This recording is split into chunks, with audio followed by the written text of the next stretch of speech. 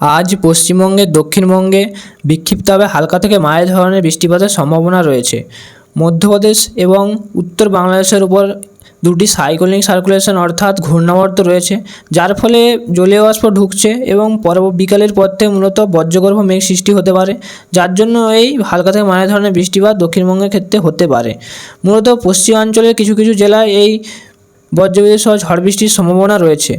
সেক্ষেত্রে পুরুলিয়া, বাঁকুড়া, পশ্চিম মেদিনীপুর, ঝাড়গ্রাম এবং বীরভূম এই অঞ্চলগুলোতে মূলত বিক্ষিপ্তভাবে বজ্রবিদ্যুৎ সহ ঝড় বৃষ্টি হবে এবং 50 থেকে 60 কিলোমিটার বেগে গাছটি উইন্ডও থাকার সম্ভাবনা রয়েছে। তো আগামী 2 থেকে 3 দিন মূলত দক্ষিণবঙ্গে এই বজ্রবিদ্যুৎ সহ বৃষ্টিপাত চলবে, বিক্ষিপ্ত হবে।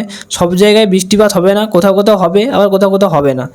মূলত তাপমাত্রা দক্ষিণবঙ্গের ক্ষেত্রে স্বাভাবিকের চেয়ে কিছুটা কম থাকার সম্ভাবনা রয়েছে। 2 থেকে 3 ডিগ্রির মতো তাপমাত্রা কম থাকবে, কারণ পূর্ব ভারতের রাজ্যগুলিতে মূলত বৃষ্টিপাত চলবে।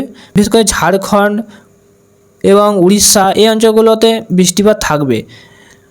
এবং পশ্চিমবঙ্গের উত্তরবঙ্গের কথা যদি বলা হয়, তো পশ্চিমবঙ্গ উত্তরবঙ্গে মূলত হালকা থেকে মাঝারি ধরনের বৃষ্টিপাত আমরা লক্ষ্য করতে পারছি। তেমনভাবে বৃষ্টিপাতের সম্ভাবনা উত্তরবঙ্গের জন্যও নেই। বিক্ষিপ্তভাবে 2-1 জায়গায় বৃষ্টিপাত হওয়ার সম্ভাবনা রয়েছে এবং মূলত 2 থেকে 3 দিন এই ধরনের বিক্ষিপ্তভাবে বৃষ্টিপাত উত্তরবঙ্গের ক্ষেত্রেও রয়েছে।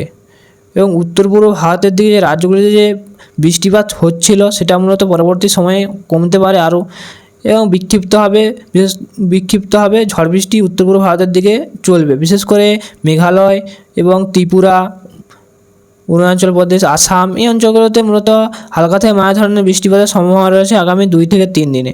এবং বাংলাদেশের আবহাওয়ার ক্ষেত্রে মূলত আজ বিক্ষিপ্তভাবে ঝড় বৃষ্টির সম্ভাবনা রয়েছে রংপুর, রাজশাহী, ঢাকা, খুলনা এই বিভাগগুলোতে হালকা থেকে মাঝারি ধরনের বৃষ্টিপাত বিক্ষিপ্তভাবে হওয়ার সম্ভাবনা রয়েছে।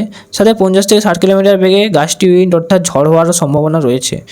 এবং আগামী 2 থেকে 3 দিন মূলত বাংলাদেশের ক্ষেত্রেও বিক্ষিপ্তভাবে ঝড় বৃষ্টি চলবে এবং বজ্রবিদ্যুৎ সহ শিলাবৃষ্টিও কোথাও কোথাও হতে পারে, কিন্তু তেমনভাবে ঝড় বৃষ্টি অর্থাৎ ভারী বৃষ্টির সম্ভাবনা নেই। এবং বাংলাদেশের ক্ষেত্রে মূলত তাপমাত্রা স্বাভাবিকের চেয়ে কিছুটা কম থাকার সম্ভাবনা লক্ষ্য করা যাচ্ছে, অর্থাৎ 2 থেকে 3 ডিগ্রি এই তাপমাত্রা কম থাকবে। তো আজ এই পর্যন্তই। ভিডিওটি ভালো লাগলে অবশ্যই লাইক করবেন, চ্যানেলটি সাবস্ক্রাইব করে রাখার অনুরোধ রইল। ধন্যবাদ।